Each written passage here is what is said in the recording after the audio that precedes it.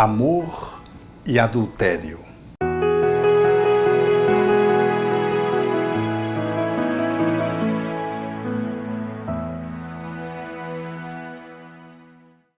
Na tradição histórica, antropológica, sociológica do povo judaico, surge uma pérola dentro dos conteúdos trazidos por Moisés e que ficou para a posteridade até os nossos dias como uma referência de comportamento desafiadora até hoje.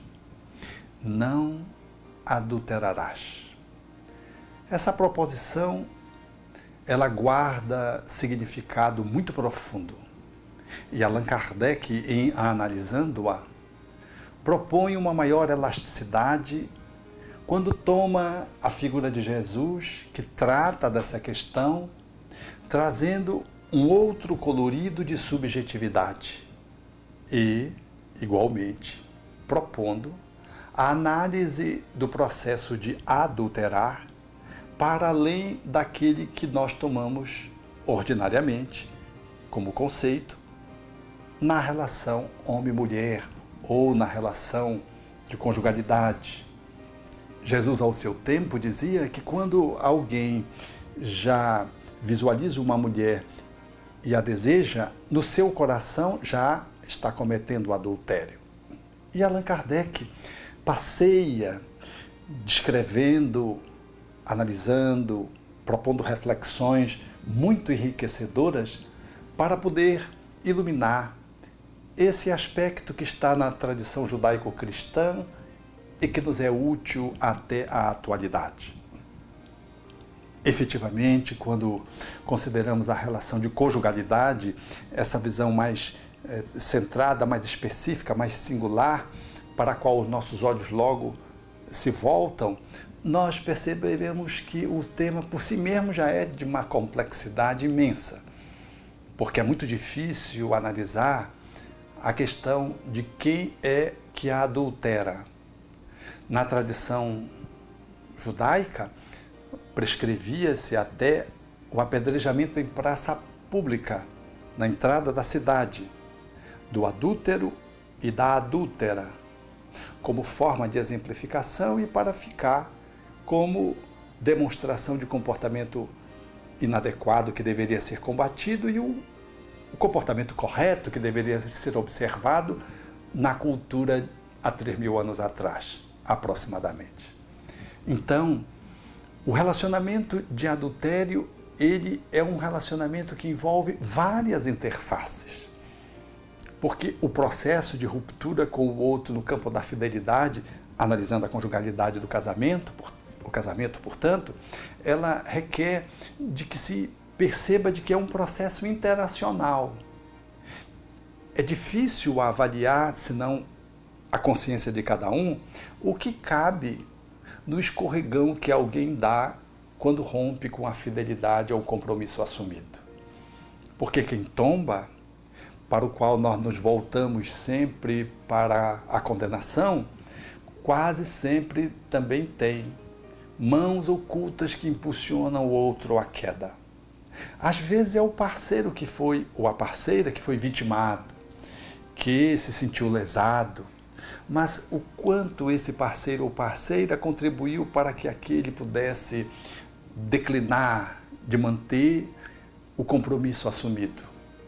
O quanto direta ou indiretamente eu estou empurrando o outro para o deslize.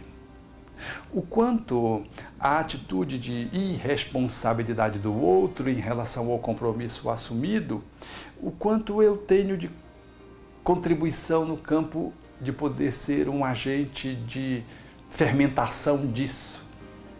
Porque olhar unilateralmente é uma apreciação sempre muito precária, muito pequena. Porque relação é relação. Ninguém num relacionamento vence sozinho. Um relacionamento saudável não é por conta de A ou de B, é por conta de A e B. Que consegue elaborar um relacionamento rico, profundo, guardando fidelidade, um acasalamento crescente.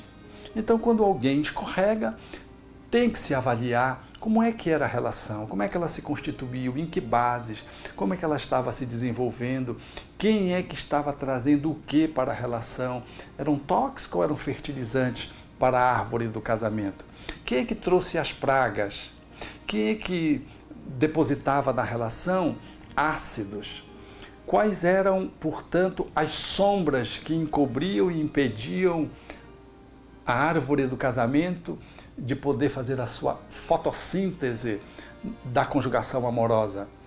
Enfim, como eu me posicionei em relação ao outro e o quanto, junto com o outro, eu sou corresponsável. Às vezes quem cai é mais vítima do que efetivamente aquele que se ficou na posição do lesado. É natural que você que está me ouvindo deve estar achando isso um absurdo, na medida em que fica claro que quem declinou, quem traiu, o homem ou a mulher, esse é o culpado. Essa é uma análise simplória. Uma análise que apenas busca, mediante um ajuizamento superficial, encontrar um culpado para estabelecer a condenação, a execução e finalizar de forma muito estreita e superficial um processo de adultério dentro de um casamento. Quando ampliamos, nós vamos perceber que cada um traz a sua cota. Quando percebemos, vamos analisar que cada um também tem uma história de vida e cuja relação, que hoje se mostra frágil, ela também vem como exemplos de maus exemplos na história de um, de outro, de ambos, dos pais, das famílias de origem, e que muitas vezes nós trazemos para o nosso relacionamento conjugal e para a família que construímos muito das nossas deficiências dos nossos pais, que por sua vez dos nossos avós. Há uma interação e há um processo de importação de mandatos e de comportamentos distônicos, negativos, que nós nem nos damos conta porque eles são inconscientes, eles vêm conosco pelo processo da educação e nós somos adultos às vezes tão imaturos, tão inconsequentes, às vezes um pouco menos do que os nossos pais o foram. E nós nem sabemos que herdamos deles mandatos negativos, scripts psicológicos extremamente reduzidos, que desaguam num relacionamento, no seu empobrecimento, às vezes no relaxamento, no achincalhe, na desqualificação, no assédio moral, na violência sutil, e que, por último, resulta às vezes num processo de traição sexual propriamente dito. Há uma história tão grande, tão profunda, que quando nós vamos aprofundando, é muito difícil eleger um culpado. Então, como é que se pode aprofundar isso? Vejamos no próximo bloco.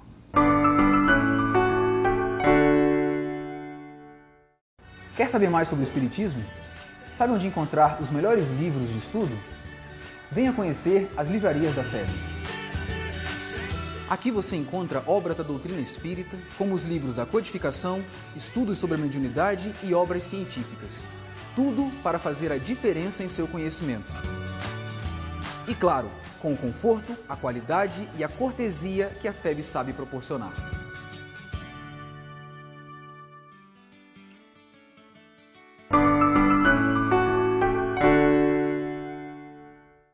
Portanto, Jesus tinha razão no seu tempo, quando trouxeram uma mulher que foi encontrada cometendo o ato de adultério em flagrante. Mas vejam, não trouxeram outro. Se foi em flagrante, tinha um outro. A lei mandava apedrejar os dois. Por que trouxeram só a mulher? Já era injusto. Aonde estava o marido da mulher?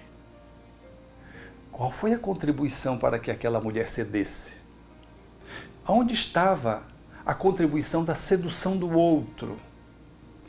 Esse processo era tão intricado e os judeus à época pegaram-na para tentar encurralar Jesus, que propuseram-lhe de que ele deveria então expressar se deveria se apedrejá-la ou não. Era na verdade uma cilada, porque o que ele dissesse, eles teriam motivos para enxovalhá-lo. Se dissesse apedreja, ele estava sendo a favor da pena de morte. Se ele dissesse não, Ele estava ainda contra Moisés. Era, na verdade, uma sinuca. E Jesus se sai com aquilo que é o que precisamos fazer hoje no aprofundamento das análises. Ele diz: aquele que está sem erro, seja o primeiro a tirar a pedra. É interessante porque não fica ninguém na praça. Todos vão embora. A começar pelos mais velhos, porque tinham mais errado. Depois os mais novos. E ficou ele e a mulher. Quando nós fazemos essa reflexão, nós vamos avaliar de que efetivamente todos temos culpa. Todos temos responsabilidades. Se não no adultério conjugal, temos outras formas de adulterar, porque o adultério está no sentido muito amplo. E de que aqueles homens pegaram aquela mulher para pato, como se diz coloquialmente, para boi de piranha. Queriam depositar nela todas as suas mágoas, as suas raivas. Na verdade, aquela mulher era vítima muitas vezes.